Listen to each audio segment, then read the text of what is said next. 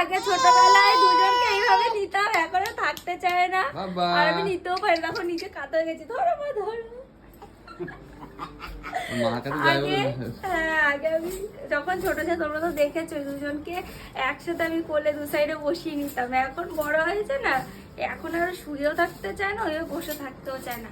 এখন ঘাড় উঁচু করে সবসময় ঘুরবে। এখন ভিটামিন ডি খাবে রোজ।